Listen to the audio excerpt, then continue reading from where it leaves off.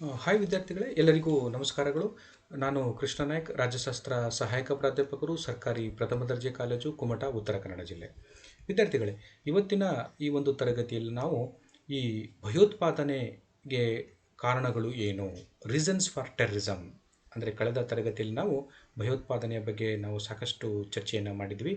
ಇಂದಿನ ತರಗತಿಯಲ್ಲಿ ಭಯೋತ್ಪಾದನೆಗೆ ಮುಖ್ಯವಾದಂತಹ ಕಾರಣಗಳು, ಅಂದರೆ ಭಯೋತ್ಪಾದನೆಯು ಹುಟ್ಟಿಕೊಳ್ಳಲು ಪ್ರಮುಖವಾದಂಥ ಕಾರಣಗಳೇನು, ಮತ್ತು ಅಂತಾರಾಷ್ಟ್ರೀಯ ಭಯೋತ್ಪಾದನೆಯ ಬಗ್ಗೆ ನಾವು ಸಾಕಷ್ಟು ಚರ್ಚೆಯನ್ನು ಈ ಒಂದು ತರಗತಿಯಲ್ಲಿ ನಾವು ಮಾಡೋಣ. ವಿದ್ಯಾರ್ಥಿಗಳೇ, ಈ ಅಂತಾರಾಷ್ಟ್ರೀಯ ಭಯೋತ್ಪಾದನೆ ಅಥವಾ ಭಯೋತ್ಪಾದನೆ ಮತ್ತು ಅಂತಾರಾಷ್ಟ್ರೀಯ ಭಯೋತ್ಪಾದನೆಗಳು ಇಂದಿನ ಜಗತ್ತಿನಲ್ಲಿ ಸರ್ವೇ ಸಾಮಾನ್ಯವಾಗಿರುವಂಥದ್ದನ್ನು ನಾವು ನೋಡ್ತೇವೆ. ಹಾಗಾದರೆ ಈ ಭಯೋತ್ಪಾದನೆಯನ್ನು ಹುಟ್ಟಿಕೊಳ್ಳಲು ಕಾರಣಗಳು ಏನಿರ್ಬೋದು?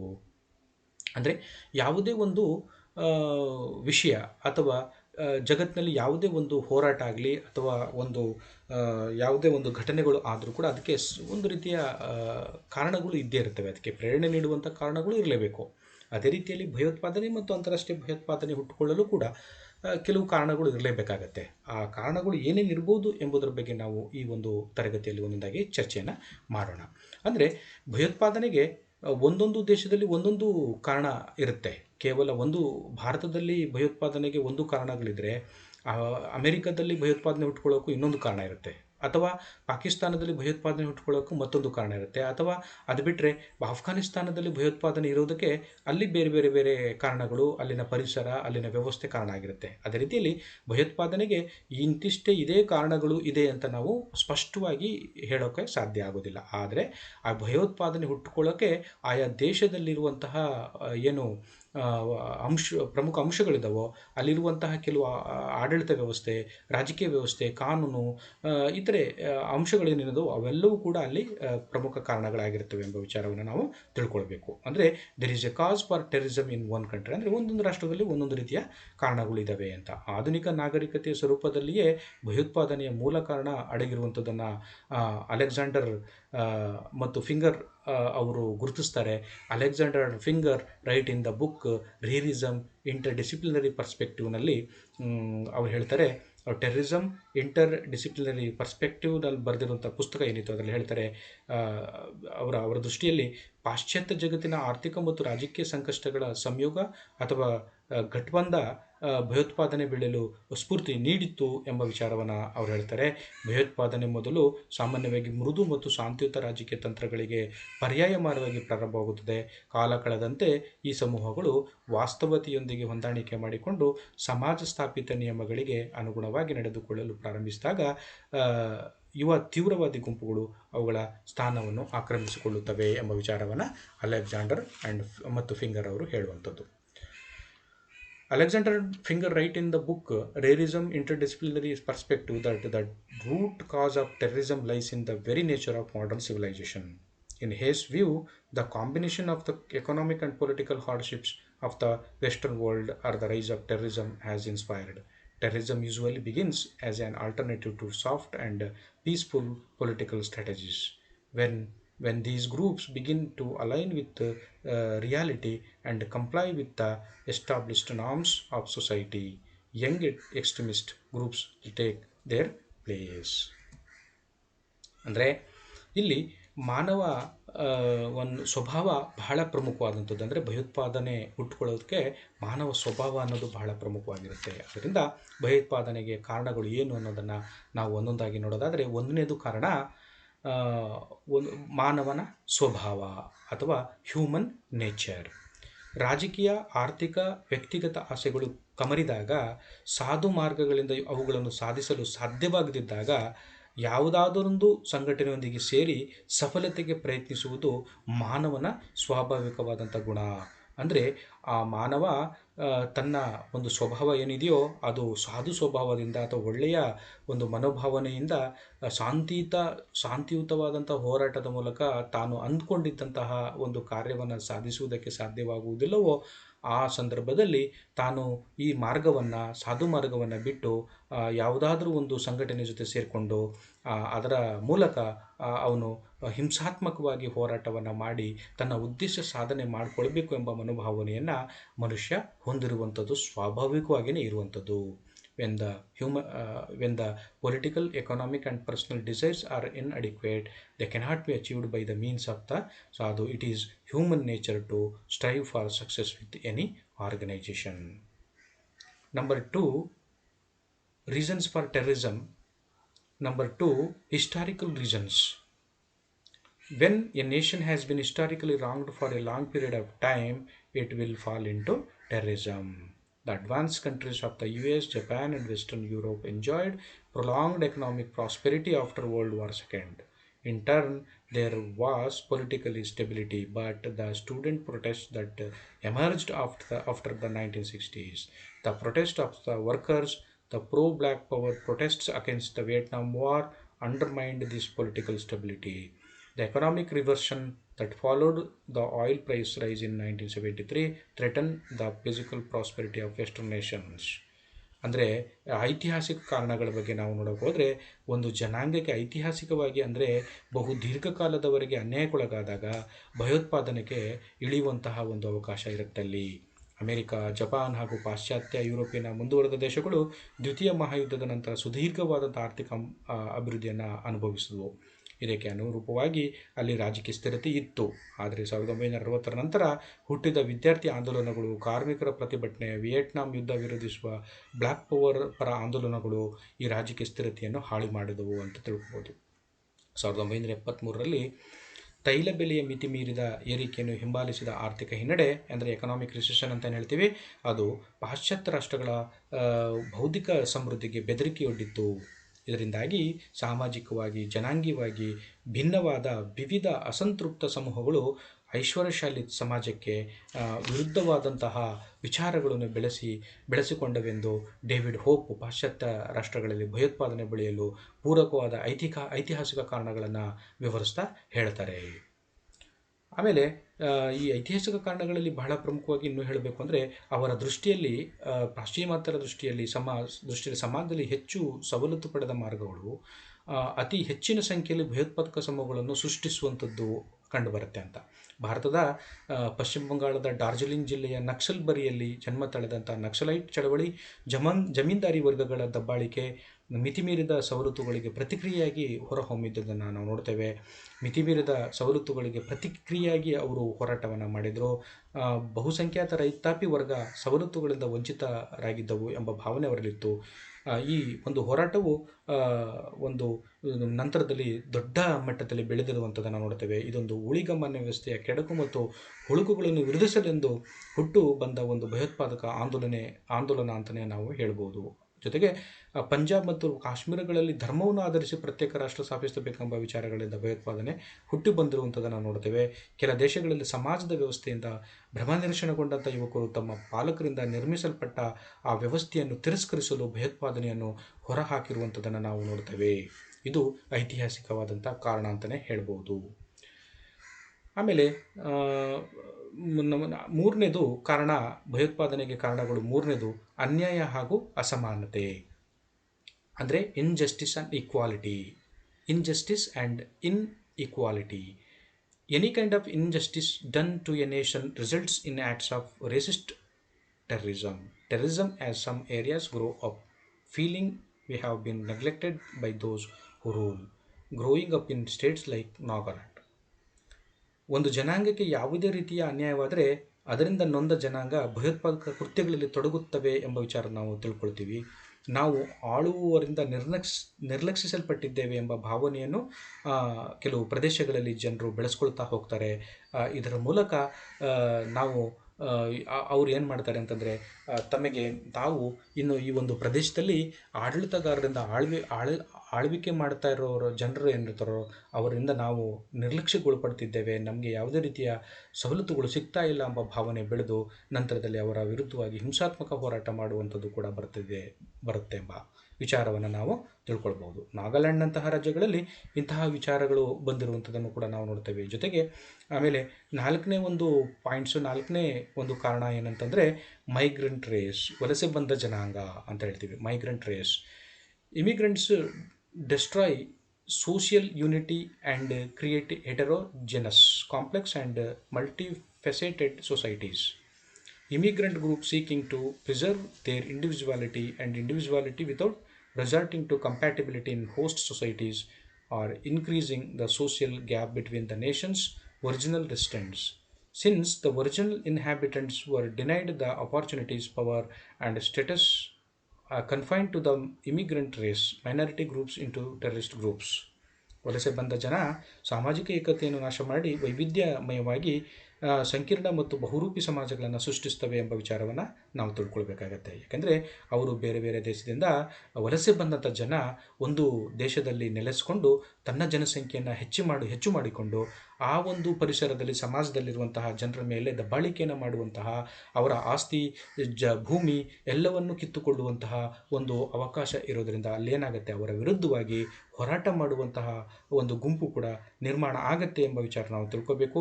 ನಾನಾ ಉದ್ದೇಶಗಳಿಗಾಗಿ ವಲಸೆ ಬಂದಂಥ ಸಮೂಹಗಳು ಆತಿಥೇಯ ಸಮಾಜ ಅಂದರೆ ಹೋಸ್ಟ್ ಸೊಸೈಟಿ ಅಂತ ಹೇಳ್ತೀವಿ ನಾವು, ಆ ಆತಿಥೇಯ ಸಮಾಜಗಳಲ್ಲಿ ಹೊಂದಾಣಿಕೆಯಂಥ ಪ್ರಕ್ರಿಯೆಗಳಿಗೆ ಒಳಪಡದೆ ತಮ್ಮ ಪ್ರತ್ಯೇಕತೆ ಮತ್ತು ವೈಯಕ್ತಿಕತೆಯನ್ನು ಉಳಿಸಿಕೊಳ್ಳಲು ಪ್ರಯತ್ನಿಸುವವು ಎಂಬ ವಿಚಾರವನ್ನು ತಿಳ್ಕೋಬೇಕು.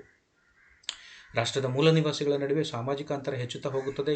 ಈ ವಿಚಾರದಿಂದ ಮೂಲ ನಿವಾಸಿಗಳು ವಲಸೆ ಬಂದ ಜನಾಂಗಕ್ಕೆ ಸೀಮಿತವಾಗಿರುವ ಅವಕಾಶಗಳು, ಅಧಿಕಾರ ಮತ್ತು ಸ್ಥಾನಮಾನಗಳನ್ನು ನಿರಾಕರಿಸುವುದರಿಂದ ಅಲ್ಪಸಂಖ್ಯಾತ ಸಮೂಹಗಳು ಭಯೋತ್ಪಾದಕ ಸಮೂಹಗಳಾಗಿ ಮಾರ್ಪಡುತ್ತವೆ ಎಂಬ ವಿಚಾರವನ್ನು ನಾವು ಇತಿಹಾಸದಿಂದ ತಿಳ್ಕೊಳ್ತೇವೆ. ಶ್ರೀಲಂಕಾದ ಭಯೋತ್ಪಾದನೆಗೆ ಇದೇ ಬಹಳ ಒಂದು ಪ್ರಮುಖವಾದಂಥ ಕಾರಣ ಎಂಬುದರಲ್ಲಿ ಯಾವ ಸಂಶಯವೂ ಇಲ್ಲ. ಆಮೇಲೆ 5ನೇದು ಕಾರಣಗಳನ್ನು ನೋಡಿದಾಗ ನಾವು ಇಂಡೈರೆಕ್ಟ್ ಸಪೋರ್ಟ್ ಅಂತಂದರೆ ಪರೋಕ್ಷ ಪ್ರೋತ್ಸಾಹ. ಅಂದರೆ ಶಕ್ತಿಶಾಲಿ ರಾಷ್ಟ್ರಗಳು ಇನ್ನೊಂದು ರಾಷ್ಟ್ರದ ಆಂತರಿಕ ವ್ಯವಹಾರದಲ್ಲಿ ಹಸ್ತಕ್ಷೇಪ ಮಾಡಲು ಭಯೋತ್ಪಾದನಾದಂತಹ ಸಂಘಟನೆಗಳಿಗೆ ಬೆಂಬಲ ಕೊಡುವುದಲ್ಲದೆ ತರಬೇತಿ, ಅತ್ಯಾಧುನಿಕ ಸಾಮಗ್ರಿ ಒದಗಿಸುವುದರ ಮೂಲಕ ಪ್ರೋತ್ಸಾಹವನ್ನು ನೀಡ್ತವೆ ಎಂಬ ವಿಚಾರ. ಜಗತ್ತಿನಲ್ಲಿಯೇ ಪ್ರಬಲವಾದ ಅಮೆರಿಕ ಕಮ್ಯುನಿಸಂ ಸಿದ್ಧಾಂತ ಮತ್ತು ಅದರ ತತ್ವಗಳನ್ನು ಹರಡುವಿಕೆಯನ್ನು ತಡೆಯಲು ಆಫ್ಘನ್ನರಿಗೆ, ಪಾಕಿಸ್ತಾನಿಯರಿಗೆ ತರಬೇತಿ ಮತ್ತು ಶಸ್ತ್ರಾಸ್ತ್ರಗಳನ್ನು ನೀಡಿ ಭಯೋತ್ಪಾದನೆಯ ವಿಷಬೀಜಗಳನ್ನು ಯಾವ ರೀತಿ ಬಿತ್ತಿತ್ತೆಂದು ನಾವು ಇತಿಹಾಸದಿಂದಲೇ ನಾವು ತಿಳ್ಕೊಳ್ಬೋದು. ಅದೇ ಇಂದು ಅಮೆರಿಕಕ್ಕೆ ತಿರುಗುಬಾಣವಾಗಿ ಪರಿಣಮಿಸಿರುವಂಥದ್ದನ್ನು ನಾವು ನೋಡಬಹುದು. ಆಮೇಲೆ 6ನೇದು ಕಾರಣ ಅಂತಂದರೆ ಭ್ರಷ್ಟ ಸರ್ವಾಧಿಕಾರ ಆಡಳಿತ, corrupt dictatorial rule. If some leaders have been corrupt, dishonest and unethical in the country, some will find this situation frustrating and internal, such as the Naxalites movement in India.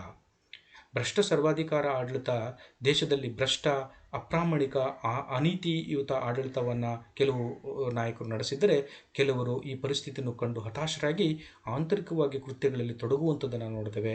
ಉದಾಹರಣೆಗೆ ಭಾರತದಲ್ಲಿ ನಕ್ಸಲೀಯರ ಒಂದು ಚಳವಳಿ ಅಥವಾ ಆಂದೋಲನ.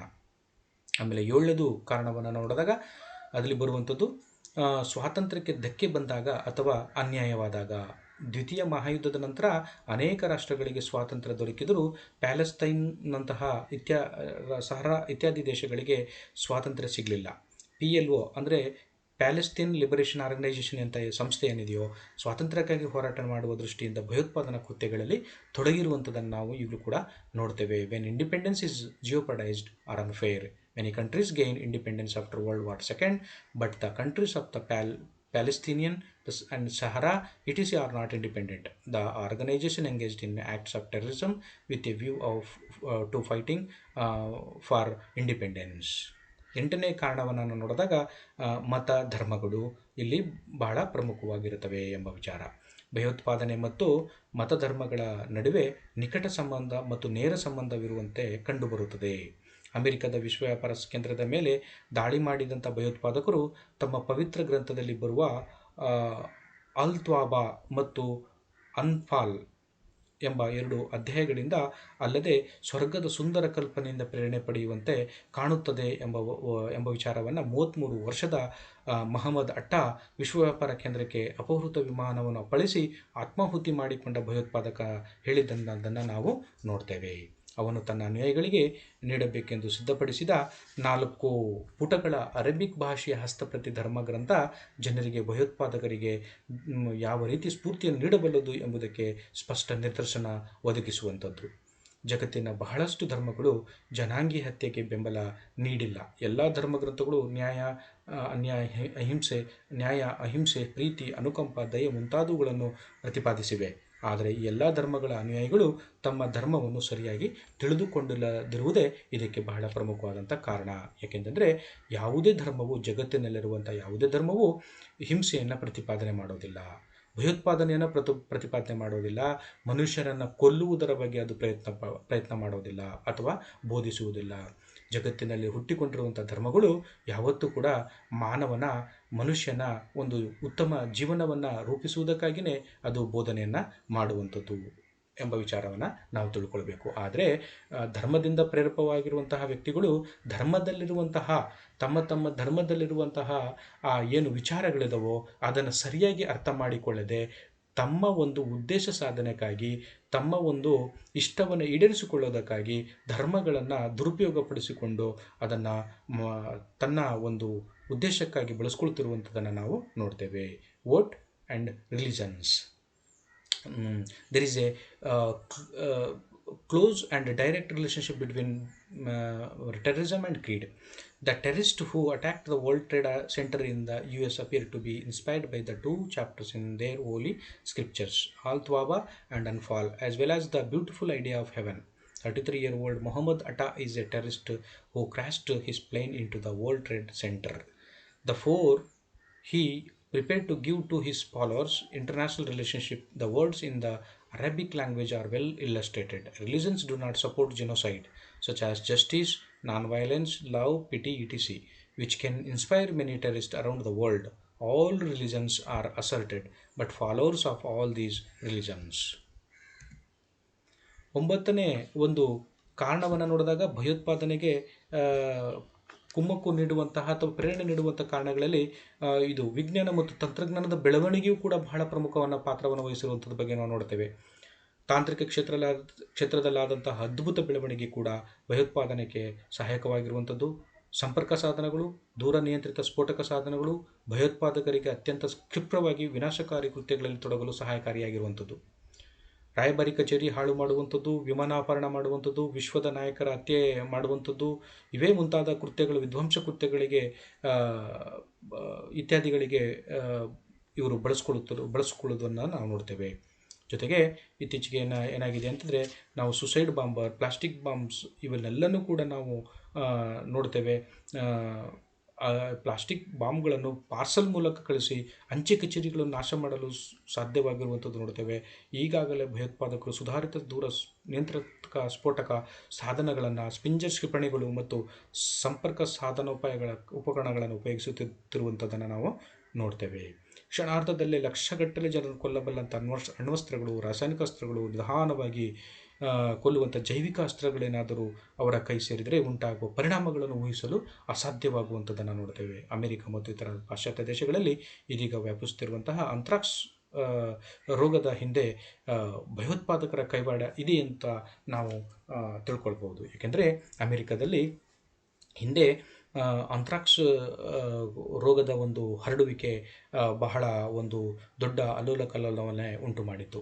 ಯಾಕೆಂದರೆ ಈ ಅಂಥ್ರಾಕ್ಸ್ ರೋಗ ಹರಡಲು ಭಯೋತ್ಪಾದಕರೇ ಇದನ್ನು ಹರಡಿಸಿದ್ದಾರೆ ಎಂಬ ವಿಚಾರವು ಕೂಡ ಒಂದು ಸಂದರ್ಭದಲ್ಲಿ ಬಂದಿತ್ತು. Science and technology development, increasing advances in technology have also contributed to terrorism. Bombs are used for vandalism, such as the destruction of the embassy, hijacking, assassination of world leaders, and so on. Plastic bombs can be dispatched by paralyzing post offices. Explosive devices for advanced distance control already terrorists. Spinner uses missiles and contact lenses. It is impossible to predict the impact of nuclear weapons and chemical weapons that could kill millions of people in the second half if they were to be killed. It is suspected that terrorists are behind the disease spreading in the US and other western countries.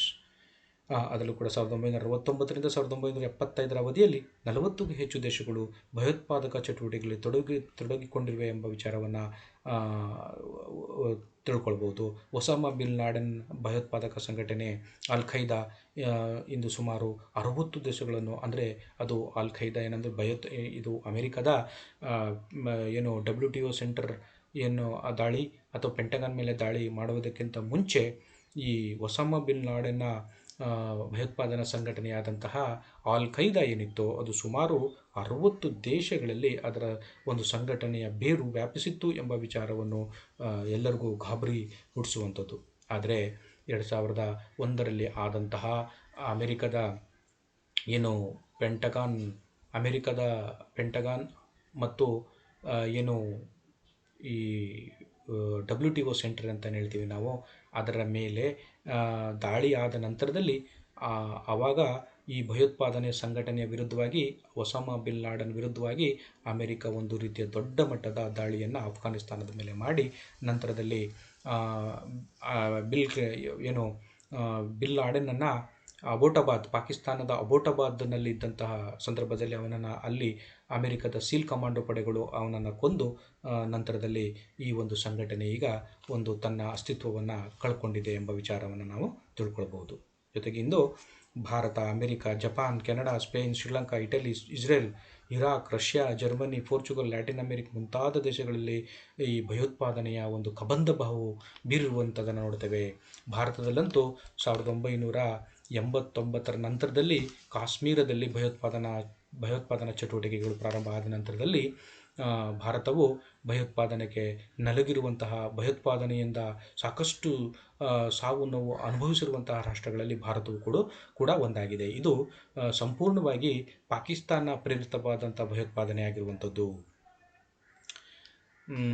ಮತ್ತು ನಂತರದಲ್ಲಿ ಈಗ ನಾವು ಭಯೋತ್ಪಾದನೆ ಬಗ್ಗೆ ಎಷ್ಟೊಂದು ಇಲ್ಲಿವರೆಗೆ ನಾವು ಚರ್ಚೆಯನ್ನು ಮಾಡಿದ್ವಿ. ಭಯೋತ್ಪಾದನೆ ಅಂದ್ರೇನು, ಮತ್ತು ಭಯೋತ್ಪಾದನೆಗೆ ಕಾರಣಗಳು ಏನಿದೆ, ರೀಸನ್ಸ್ ಫಾರ್ ಟೆರರಿಸಮ್ ಎಂಬುದರ ಬಗ್ಗೆ ನಾವು ಇಲ್ಲಿವರೆಗೆ ಚರ್ಚೆಯನ್ನು ಮಾಡಿದ್ವಿ. ಆದರೆ ಭಯೋತ್ಪಾದನೆ ಮತ್ತು ಅಂತಾರಾಷ್ಟ್ರೀಯ ಭಯೋತ್ಪಾದನೆ ಇವೆರಡೂ ಕೂಡ ಬೇರೆ ಬೇರೆ ಅರ್ಥವನ್ನು ಕೊಡುವಂಥದ್ದು. ಭಯೋತ್ಪಾದನೆ ಅಂದರೆ ಒಂದು ಕಾಮನ್ ಆಗಿ ಎಲ್ಲರೂ ಕೂಡ ಬಳಸುವಂಥದ್ದು. ಆದರೆ ಇಂಟರ್ನ್ಯಾಷನಲ್ ಟೆರರಿಸಮ್ ಅಂದರೆ, ಅಂತಾರಾಷ್ಟ್ರೀಯ ಭಯೋತ್ಪಾದನೆ ಅಂದರೆ ಏನು ಎಂಬ ವಿಚಾರವನ್ನು ನಾವು ಈಗ ತಿಳ್ಕೊಳ್ಳೋಣ. ಅಂತಾರಾಷ್ಟ್ರೀಯ ಭಯೋತ್ಪಾದನೆ ಅನ್ನೋದು ಒಂದು ರಾಷ್ಟ್ರದ ಗಡಿಯಾಚೆಗೆ ಭಯೋತ್ಪಾದಕ ಕೃತ್ಯಗಳಲ್ಲಿ ತೊಡಗುವುದಕ್ಕೆ ಅಂತಾರಾಷ್ಟ್ರೀಯ ಭಯೋತ್ಪಾದನೆ ಅಂತ ನಾವು ಕರಿತೀವಿ. What is international terrorism? International terrorism is the act of committing acts of terrorism within the boundaries of a nation. Some groups and commit terrorist acts originating in one country and cooperating with other countries. ದೇಶವೊಂದರಲ್ಲಿ ಹುಟ್ಟಿ ಇತರ ದೇಶಗಳ ಸಹಕಾರ ಪಡೆದು ಭಯೋತ್ಪಾದಕ ಕೃತ್ಯಗಳನ್ನು ಕೆಲವು ಗುಂಪುಗಳು ಮಾಡ್ತವೆ. ಅಂತಾರಾಷ್ಟ್ರೀಯ ಭಯೋತ್ಪಾದನೆಗೆ ಗುರಿಯಾಗಲು ಒಂದು ರಾಷ್ಟ್ರ ಮತ್ತು ಅಂತಹ ಗುಂಪುಗಳಿಗೆ ಬೆಂಬಲಿಸುವ ಇನ್ನೊಂದು ರಾಷ್ಟ್ರ, ಹೀಗೆ 2 ರಾಷ್ಟ್ರಗಳು ಇರಬೇಕಾಗತ್ತೆ ಇಲ್ಲಿ. ಈ ತೆರನಾದ ಭಯೋತ್ಪಾದನೆಗೆ ಕಾರಣವಾಗಿರುವ ಸಮಸ್ಯೆಗಳನ್ನು ಬಗೆಹರಿಸುವ ಮೂಲಕ ಅದಕ್ಕೆ ದೊರಕುವ ಬಾಹ್ಯ ಬೆಂಬಲವನ್ನು ನಿಲ್ಲಿಸಬೇಕು. ಆದರೆ ರಾಷ್ಟ್ರಗಳ ನಡುವೆ ಹಿತಾಸಕ್ತಿಗಳಲ್ಲಿ ತಾಕಲಾಟ ಇರುವುದರಿಂದ ಇದು ಅಷ್ಟು ಸುಲಭವಾಗಿ ಸಾಧ್ಯವಾಗುವುದಿಲ್ಲ ಎಂಬ ವಿಚಾರವನ್ನು ನಾವು ತಿಳ್ಕೊಬೇಕಾಗತ್ತೆ. ಯಾಕೆಂದರೆ ಒಂದು ರಾಷ್ಟ್ರ ಮತ್ತೊಂದು ರಾಷ್ಟ್ರದ ಮೇಲೆ ಅದರ ಒಂದು ಆಡಳಿತ, ಅದರ ಒಂದು ಅಭಿವೃದ್ಧಿ, ಅದನ್ನು ಸಹಿಸಿಕೊಳ್ಳದೇ ಇರುವಂಥ ಇನ್ನೊಂದು ರಾಷ್ಟ್ರವು ಅದರ ಮೇಲೆ ಭಯೋತ್ಪಾದನೆಯನ್ನು ಮಾಡುವಂಥ ಒಂದು ಅಸ್ತ್ರವನ್ನು ಬಳಸ್ಕೊಳ್ತೇವೆ. ಉದಾಹರಣೆ, ಭಾರತವನ್ನು ಕೇಳುವುದಕ್ಕೆ, ನೋಡುವುದಕ್ಕೆ ಅದರ ಅಭಿವೃದ್ಧಿ, ಭಾರತದ ಏಳಿಗೆಯನ್ನು ಸಹಿಸಿಕೊಳ್ಳದಂತಹ ಪಾಕಿಸ್ತಾನ ಭಾರತದಲ್ಲಿ ಭಯೋತ್ಪಾದನೆಯನ್ನು ಹುಟ್ಟುಹಾಕಿ ಭಯೋತ್ಪಾದನೆಯ ಮೂಲಕ ಭಾರತದಲ್ಲಿ ಅಭಿವೃದ್ಧಿಯನ್ನು ಕುಂಠಿತಗೊಳಿಸುವಂಥ ಒಂದು ಕಾರ್ಯಕ್ಕೆ ಅದು ಕೈ ಹಾಕಿರುವಂಥದ್ದನ್ನು ನಾವು ನೋಡ್ತೇವೆ. 2 countries need to be a nation that supports such groups and another country that is vulnerable to international terrorism. External support for this type of terrorism needs to be resolved. 1968ರಲ್ಲಿ PSL ಸಂಘಟನೆಯು ECLAL ವಿಮಾನವನ್ನು ಅಪಹರಿಸುವ ಮೂಲಕ ವಿಮಾನ ಅಪಹರಣ, aircraft hijacking ಅಂತ ಹೇಳ್ತೀವಲ್ಲ, ಅದನ್ನು ಮಾಡಿತು. ಭಯೋತ್ಪಾದನಾ ಕೃತ್ಯ ಅಲ್ಲಿಂದ ಪ್ರಾರಂಭವಾಯಿತು ಅಂತ ಹೇಳ್ಬೋದು. ನಂತರ ರಾಜತಾಂತ್ರಿಕ ಕಚೇರಿಗಳನ್ನು ವಶಪಡಿಸಿಕೊಳ್ಳುವಂಥದ್ದು, ಪ್ರಮುಖ ವ್ಯಕ್ತಿಗಳನ್ನು ಅಪಹರಿಸುವಂಥದ್ದು ಕೆಲವು ಪ್ರಮುಖ ಭಯೋತ್ಪಾದಕ ಕೃತ್ಯಗಳಾಗಿರುವಂಥದ್ದನ್ನು ನೋಡ್ತೇವೆ. ಮಧ್ಯಪ್ರಾಚ್ಯ ಪ್ರದೇಶದಲ್ಲಿ ಬ್ಲಾಕ್ ಸೆಪ್ಟೆಂಬರ್ ಅಂತ ಹೇಳ್ತೀವಿ ನಾವು, ನಂತರ ಹೆಚ್ಚು ಹಿಂಸಾತ್ಮಕ ಗುಂಪುಗಳು ಹುಟ್ಟಿಕೊಂಡಿದ್ವು.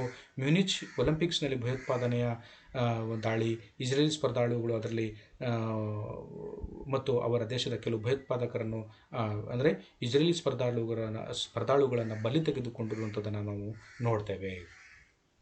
ನಂತರದಲ್ಲಿ ಯಾವ ದೇಶದಲ್ಲಿ ಭಯೋತ್ಪಾದನೆಗಳು ನಡೆದಿವೆ, ಅಂತಾರಾಷ್ಟ್ರೀಯ ಭಯೋತ್ಪಾದನೆ ವಿಚಾರ ತೆಗೆದುಕೊಂಡು ನೋಡಿದಾಗ ಯಾವ ದೇಶದಲ್ಲಿ ಇದರ ಒಂದು ಪರಿಣಾಮ ಬೀರಿದೆ, ಇದರ ಅನುಭವವನ್ನು ಮತ್ತು ಇದರಿಂದ ಅನುಭವಿಸ್ತಾ ಇದ್ದೇವೆ ಎಂಬುದನ್ನು ನಾವು ಒಂದೊಂದಾಗಿ ನೋಡೋದಾದರೆ, ಜರ್ಮನಿಯಲ್ಲಿ ಹೇಗಾಯಿತು ಅನ್ನೋದ್ರ ಬಗ್ಗೆ ನಾವು ನೋಡಿದಾಗ, ಇನ್ Germany Terrorism appeared in Germany by the end of 1960s.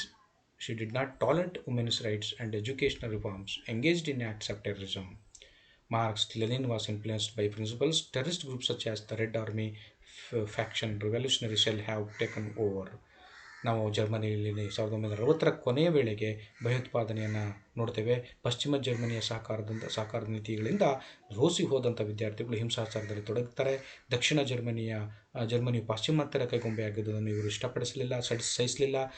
ಯುವಕರು ಆಡಳಿತ ವ್ಯವಸ್ಥೆ, ನ್ಯಾಯಾಂಗ ಪದ್ಧತಿ, ಮಹಿಳೆಯರಿಗೆ ಹಕ್ಕುಗಳು, ಶೈಕ್ಷಣಿಕ ಸುಧಾರಣೆಗಳಿಗಾಗಿ ಭಯೋತ್ಪಾದಕ ಕೃತ್ಯಗಳಲ್ಲಿ ತೊಡಗಿದ್ರು ಎಂಬ ವಿಚಾರವನ್ನು ನಾವು ನೋಡ್ತೇವೆ. ಮಾರ್ಕ್ಸ್ ಲೆನಿನ್ ತತ್ವಗಳಿಂದ ಪ್ರಭಾವಿತರಾಗಿದ್ದಂಥ ಇವರು ರೆಡ್ ಆರ್ಮಿ ಫ್ಯಾಕ್ಷನನ್ನು ಮಾಡಿಕೊಂಡು ಒಂದು ರೆಸೊಲ್ಯೂಷನ್ ಸೆಲ್ ಅಂತ ಮಾಡಿಕೊಂಡು ಭಯೋತ್ಪಾದಕ ಗುಂಪುಗಳನ್ನಾಗಿ ಮಾಡಿ ಹೋರಾಟ ಮಾಡಿದಂಥದ್ದನ್ನು ನಾವು ಅಲ್ಲಿ ನೋಡ್ತೇವೆ.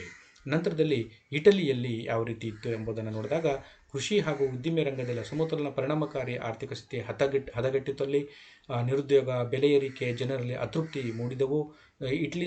ಇಟಲಿ ಸರ್ಕಾರ ಅನ್ನೋದು ವಿಫಲವಾಗಿತ್ತು. ಫ್ಯಾಸಿಸಮ್ ಉತ್ತಮವೆಂದು ತಿಳಿದು ಯುವಕರು ಭಯೋತ್ಪಾದಕ ಕೃತ್ಯಗಳಲ್ಲಿ ತೊಡಗಿದರು. ನ್ಯೂ ಆರ್ಡರ್ ಎಂಬ ಪ್ರಸಿದ್ಧ ಭಯೋತ್ಪಾದಕ ಗುಂಪು 1969ರಲ್ಲಿ ತನ್ನ ದುಷ್ಟಕೃತ್ಯಗಳನ್ನು ಪ್ರಾರಂಭಿಸಿತ್ತು.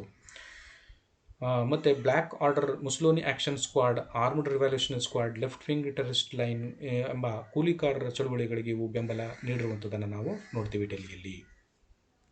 ನಂತರದಲ್ಲಿ ಫ್ರಾನ್ಸ್ನಲ್ಲಿ ನಾವು ನೋಡಿದಾಗ terrorist activities began in France around 1968. The failures of previous revolutions have led to terrorist activities. Youth disoriented by the Communist Party policies. In 1979, it was the most powerful terrorist group. ಫ್ರಾನ್ಸ್ನಲ್ಲಿ 1968ರ ಸುಮಾರಿಗೆ ಫ್ರಾನ್ಸ್ನಲ್ಲಿ ಭಯೋತ್ಪಾದಕ ಚಟುವಟಿಕೆಗಳು ಪ್ರಾರಂಭವಾದವು. ಹಿಂದಿನ ಕ್ರಾಂತಿಗಳ ವಿಫಲತೆಗಳು ಭಯೋತ್ಪಾದಕ ಚಟುವಟಿಕೆಗೆ ಕಾರಣಭೂತವಾದವು. ಯುವಕರು communist ಪಕ್ಷದ ನೀತಿಗಳಿಂದ ಬೇಜಾರುಗೊಂಡರು. ಆಮೇಲೆ ಅವರು ಅದರಲ್ಲಿ ಆ್ಯಕ್ಷನ್ ಡೈರೆಕ್ಟ್ ಗ್ರೂಪ್ಸ್ ಅನ್ನು 1900 ಸ್ಥಾಪನೆ ಮಾಡಿಕೊಂಡು ಅತ್ಯಂತ ಶಕ್ತಿಶಾಲಿ ಭಯೋತ್ಪಾದಕ ಗುಂಪಾಗಿ ಅದು ನಂತರದಲ್ಲಿ ಹೋರಾಟವನ್ನು ಮಾಡಿರುವಂಥದ್ದನ್ನು ನೋಡ್ತೇವೆ. ಜಪಾನ್ನಲ್ಲಿ ಒಂದು ಟೆರರಿಸ್ಟ್ ಆಕ್ಟಿವಿಟೀಸ್ ನೋಡಿದಾಗ terrorist round started year in 1968. The Communist Party failed to provide good governance and the Japanese Central Army was engaged in acts of terrorism. 1968ರ ಭಯೋತ್ಪಾದಕ ಚಟುವಟಿಕೆಗಳು ಇಲ್ಲಿ ಪ್ರಾರಂಭಗೊಂಡವು. ಇಲ್ಲಿಯ ಕಮ್ಯುನಿಸ್ಟ್ ಪಕ್ಷ ಉತ್ತಮ ಆಡಳಿತ ನೀಡುವಲ್ಲಿ ವಿಫಲವಾಯಿತು. ಜಪಾನ್ ಕೇಂದ್ರ ಸೈನ್ಯ ರಚಿತವಾಗಿ ಭಯೋತ್ಪಾದಕ ಕೃತ್ಯಗಳಲ್ಲಿ ತೊಡಗಿದ್ದನ್ನು ನಾವು ನೋಡ್ತೀವಿ ಅಲ್ಲಿ. ನಂತರದಲ್ಲಿ ಪ್ಯಾಲೆಸ್ಟೈನ್ ಲಿಬರೇಷನ್ ಮೂವ್ಮೆಂಟ್ PLO ಅಂತ ಇದೆ. Palestinian liberation movement created 1959. Its main focus is on freeing Palestine. PLO was launched in 1964 with a fighting spirit. Nasir's main supporters, many Palestinian groups were intent on liberating Palestine from Israel. ನಾವು 1959ರಲ್ಲಿ ಈ ಪ್ಯಾಲೆಸ್ಟೀನಿಯನ್ liberation movement ಅನ್ನೋದು 1959ರಲ್ಲಿ ರಚಿತವಾಯಿತು. Palestine ಮುಕ್ತಗೊಳಿಸುವಂಥದ್ದೇ ಇದರ ಮುಖ್ಯ ಗುರಿಯಾಗಿತ್ತು. ಹೋರಾಟದ ಮನೋಭಾವ ಹೊಂದಿ PLO 1964ರಲ್ಲಿ ಪ್ರಾರಂಭವಾಗಿದ್ದಂತ ನೋಡ್ತೀವಿ. ನಾಜಿರ್ ಇದರ ಮುಖ್ಯ ಬೆಂಬಲಿಗರು. ಅನೇಕ ಪ್ಯಾಲೆಸ್ಟೈನ್ ಗುಂಪುಗಳು ಇಸ್ರೇಲ್ನಿಂದ ಪ್ಯಾಲೆಸ್ಟೈನ್ ಮುಕ್ತಗೊಳಿಸುವಂಥದ್ದನ್ನು ಉದ್ದೇಶವನ್ನು ಅದು ಒಳಗೊಂಡಿತ್ತು. ನಂತರದಲ್ಲಿ PLO ಮುಖ್ಯಸ್ಥರಾಗಿ ಯಾಸರ್ ಅರಾಫತ್ ರವರು ಇದನ್ನು ಮುನ್ನಡೆಸಿದರು. ಅದರ ಮೂಲಕ ಭಯೋತ್ಪಾದಕ ಚಟುವಟಿಕೆಗಳನ್ನು ಪ್ಯಾಲೆಸ್ಟೈನಲ್ಲಿ ನಡೆಸಿ ಅದು ಇಸ್ರೇಲ್ ಮೇಲೆ ದಾಳಿ ಮಾಡಿ ತನ್ನ ಹಿತಾಸಕ್ತಿಯನ್ನು ಕಾಪಾಡಿಕೊಳ್ಳುವಂಥ ಒಂದು ಪ್ರಯತ್ನವನ್ನು ಕೂಡ ಅದು ಮಾಡಿತು. ಶ್ರೀಲಂಕಾದಲ್ಲಿ ಭಯೋತ್ಪಾದನೆ ಬಗ್ಗೆ ನಾವು ನೋಡಿದಾಗ LTTE ಬಗ್ಗೆ ನಮಗೆ ಬಹಳ ಸಾಕಷ್ಟು ವಿಚಾರಗಳು ನಮಗೆ ಗೊತ್ತಿದೆ. LTT ಅಂದರೆ ಏನು ಅಂತ. LTTE ಅಂದರೆ liberation tigers of Tamil Eelam ಅಂತ ಹೇಳ್ತೀವಿ.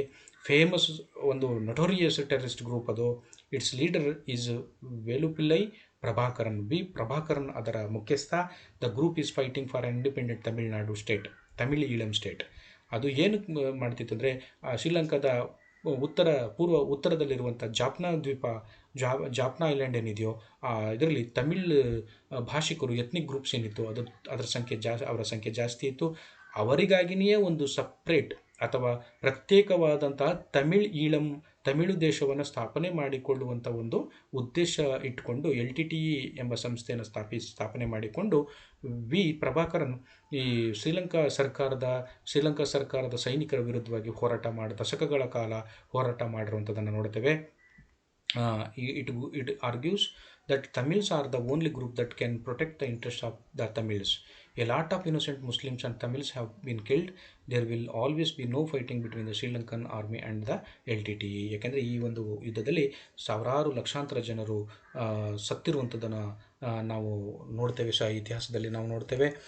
ಮತ್ತು ನಂತರದಲ್ಲಿ ಈ 2008ರಲ್ಲಿ ಈ LTTE ಮೇಲೆ ಶ್ರೀಲಂಕಾವು ಮಾಡಿದಂತಹ ಒಂದು ದೊಡ್ಡ ಹೋರಾಟ ಏನಿತ್ತು, ಅದರ ಮೂಲಕ LTTEಯನ್ನು ಸರ್ವನಾಶವನ್ನು ಮಾಡಿ ಪ್ರಭಾಕರನನ್ನು ಕೊಂದು ಆ ಒಂದು 2008ರ ಒಂದು ಯುದ್ಧದಲ್ಲಿ ಈಗ ಹೆಚ್ಚು ಕಡಿಮೆ ಶ್ರೀಲಂಕಾದಲ್ಲಿ LTTE ನಾಶವಾಗಿರುವಂಥದ್ದನ್ನು ನಾವು ನೋಡ್ತೇವೆ. ಮತ್ತು ಭಯೋತ್ಪಾದನೆ ವಿಚಾರವನ್ನು ತೆಗೆದುಕೊಂಡು ನೋಡಿದಾಗ ಭಾರತವನ್ನು ಹೊರತುಪಡಿಸುವುದಕ್ಕೆ ಸಾಧ್ಯವಿಲ್ಲ. ಯಾಕೆಂದರೆ ಭಾರತದಲ್ಲಿ ಭಯೋತ್ಪಾದನೆಯ ಒಂದು ಕರಾಳ ಮುಖವನ್ನು ನಾವು ನೋಡ್ತೇವೆ. ಭಾರತದಲ್ಲಿ ಭಯೋತ್ಪಾದನೆಯ ಒಂದು ವಿಚಾರವನ್ನು ತೆಗೆದುಕೊಂಡು ನೋಡಿದಾಗ ಒಂದು ರೀತಿಯಲ್ಲಿ ಭಾರತ ಮತ್ತು ಪಾಕಿಸ್ತಾನ ಪ್ರತ್ಯೇಕ ರಾಷ್ಟ್ರವಾದಾಗಲೇ ಆರಂಭವಾಯಿತು ಅಂತ ಹೇಳ್ಬೋದು. ಆಗಿನಿಂದಲೂ ಒಂದಲ್ಲ ಒಂದು ರೀತಿಯ ಪಾಕಿಸ್ತಾನ ಮೂಲದ ಭಯೋತ್ಪಾದನಾ ಚಟುವಟಿಕೆಗಳು ಭಾರತದಲ್ಲಿ ನಡೆಯುತ್ತಲೇ ಇವೆ ಎಂಬ ವಿಚಾರವನ್ನು ತಿಳ್ಕೋಬೇಕು. ಬಹಳ ಹಿಂದಿನಿಂದಲೂ ಕೂಡ ಭಯೋತ್ಪಾದನೆಯ ಅಂದರೆ ಅದು ಕರಾಳ ಮುಖವನ್ನು ಪ್ರಾರಂಭಿಸಿದ್ದು 1989ರಲ್ಲಿ. ಅಲ್ಲಿಂದ ಇಲ್ಲಿಯವರೆಗೆ ಸಾಕಷ್ಟು ಭಯೋತ್ಪಾದನಾ ದಾಳಿಗಳು ಭಾರತದ ಮೇಲೆ ಆಗಿರುವಂಥದ್ದನ್ನು ನೋಡ್ತೇವೆ. ಸರಿಸುಮಾರು 65 70 ಸಾವಿರ ನಾಗರಿಕರು, 10,000ಕ್ಕಿಂತ ಹೆಚ್ಚು ಸೈನಿಕರು ಇಲ್ಲಿವರೆಗೆ ಸತ್ತಿರುವಂಥದ್ದನ್ನು ಒಂದು ಅಂದಾಜಿನಲ್ಲಿ ಹೇಳ್ಬೋದು. ಭಾರತದಲ್ಲಿ ಭಯೋತ್ಪಾದನೆಯ ಕೇಂದ್ರಬಿಂದು ಜಮ್ಮು ಮತ್ತು ಕಾಶ್ಮೀರ ಅಂತ ಏನು ಹೇಳ್ತೀವಿ ಅದೇ ಆಗಿತ್ತು. ಇಲ್ಲಿಯವರೆಗೆ ಭಾರತ ಮತ್ತು ಪಾಕಿಸ್ತಾನ ನಡುವೆ ನಡೆದ 4 ಯುದ್ಧಗಳಲ್ಲಿ 3 ಯುದ್ಧಗಳು ಜಮ್ಮು ಕಾಶ್ಮೀರಕ್ಕಾಗಿ ನಡೆದಿರುವಂಥದ್ದನ್ನು ನೋಡ್ತೇವೆ. ಯುದ್ಧಗಳಲ್ಲಿ ಅಂದರೆ 1948, 1965ರಲ್ಲಿ ಮತ್ತು 1971ರಲ್ಲಿ ನಡೆದಂತಹ ಈ ಇದು 3 ಮೇಜರ್ ವಾರ್ಸ್ ಅಂತ ಹೇಳ್ತೀವಲ್ಲ ಇದು, ಮತ್ತು 1999ರಲ್ಲಿ ನಡೆದಂಥ ಒಂದು ಕಾರ್ಗಿಲ್ ಕಾನ್ಫ್ಲಿಕ್ಟ್ ಅಂತ ಹೇಳ್ತೀವಿ. ಇವಿಷ್ಟು ದೊಡ್ಡ ಮಟ್ಟದಲ್ಲಿ ನಡೆದಂತಹ ಒಂದು ಯುದ್ಧಗಳು. ಈ ಯುದ್ಧಗಳಲ್ಲಿ ಈ ಎಲ್ಲ ಯುದ್ಧಗಳಲ್ಲೂ ಕೂಡ ಪಾಕಿಸ್ತಾನ ಭಾರತದ ಕೈಯಲ್ಲಿ ಸೋಲನ್ನು ಅನುಭವಿಸಿತು. ಭಾರತ ಮತ್ತು ಪಾಕಿಸ್ತಾನ ನಡುವೆ ನಡೆದ ಈ 4 ಯುದ್ಧಗಳಲ್ಲಿ ಜಮ್ಮು ಕಾಶ್ಮೀರಕ್ಕಾಗಿಯೇ ನಡೆದಿರುವಂಥದ್ದು ವಿಚಾರಗಳು ನಮಗೆ ಕಂಡುಬರುತ್ತೆ. ಯುದ್ಧಗಳಲ್ಲಿ ಸೋಲನುಭವಿಸುತ್ತಾ ಬಂದಂಥ ಪಾಕಿಸ್ತಾನ ಮೋಸ, ನೆಪ, ತಂತ್ರಗಳ ಯುದ್ಧಕ್ಕೆ ಇಳಿದಿದ್ದನ್ನು ನಾವು ನೋಡ್ತೇವೆ. ಭಾರತದ ವಿರುದ್ಧ ಬಹಳಷ್ಟು ಭಯೋತ್ಪಾದನಾ ಸಂಘಟನೆಗಳಿಗೆ ಪಾಕಿಸ್ತಾನ ಬೆಂಬಲವನ್ನು ನೀಡ್ತಾ ಬಂದಿದೆ, ಈಗಲೂ ನೀಡ್ತಾ ಇದೆ. ಈಗ ಭಾರತದಲ್ಲಿ ಸುಮಾರು ಅಂಥ 142 ಭಯೋತ್ಪಾದನಾ ಸಂಘಟನೆಗಳು ಪಾಕಿಸ್ತಾನ ಮತ್ತು ಇತರೆ ಸ್ಥಳಗಳಿರುವಂಥದ್ದನ್ನು ನೋಡ್ತೇವೆ. ಮತ್ತು ಖಲಿಸ್ತಾನ ವಿಮೋಚನಾ ರಂಗ ಏನಿತ್ತು ಆವಾಗ ಮೂಮೆಂಟು, ಅದರ ನಾಯಕನಾದಂಥ ಬಿಂದ್ರನ್ ವಾಲೆ ಇಂದ ಸ್ಥಾಪಿತವಾಗಿದ್ದಂಥದ್ದು. ಜಮ್ಮು ಕಾಶ್ಮೀರ ವಿಮೋಚನಾ ರಂಗ ಮತ್ತು ಅಸ್ಸಾಂ ವಿಮೋಚನಾ ರಂಗ, ಸಂಯುಕ್ತ ರಂಗ ಇಂಥವೆಲ್ಲವೂ ಕೂಡ ತಮ್ಮ ಉದ್ದೇಶವನ್ನು ಈಡೇರಿಸಿಕೊಳ್ಳೋಕ್ಕೋಸ್ಕರ ಸ್ಥಾಪಿಸಲ್ಪಟ್ಟಂತಹ ಭಯೋತ್ಪಾದನಾ ಸಂಘಟನೆ ಆಗಿತ್ತು ಭಾರತದಲ್ಲಿ.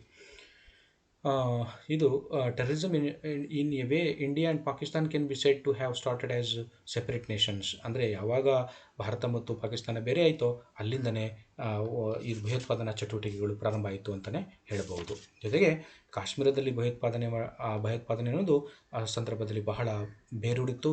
ಈಗ ಅದರ ಒಂದು ಉಪಟಳ ಸ್ವಲ್ಪ ಮಟ್ಟಿಗೆ ಕಡಿಮೆ ಆಗಿದೆ ಎಂಬ ವಿಚಾರವನ್ನು ತಿಳ್ಕೋಬೇಕು.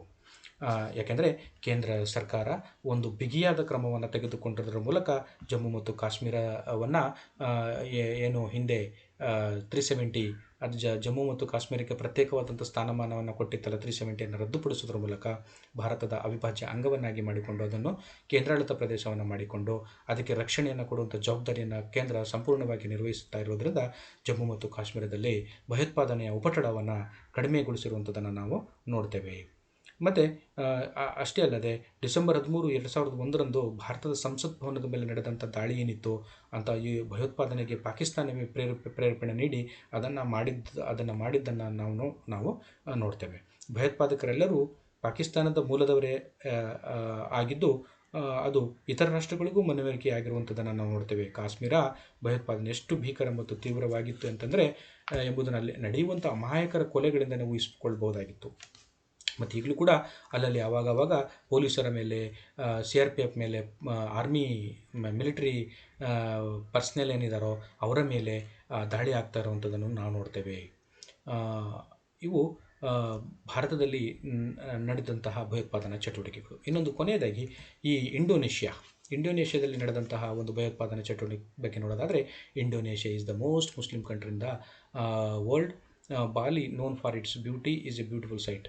Thus, Bali attracts tourists all the time. Some 200 people were killed in and 3,002 injured in a recent car bomb blast in Bali, Indonesia. ಈ ಮುಸ್ಲಿಂ ಬಾಹುಳ್ಯದಿಂದ ಕೂಡಿರುವಂಥ ಜಗತ್ತಿನ ಅತ್ಯಂತ ದೊಡ್ಡ ರಾಷ್ಟ್ರ ಅಂತಲೇ ಹೇಳ್ಬೋದು.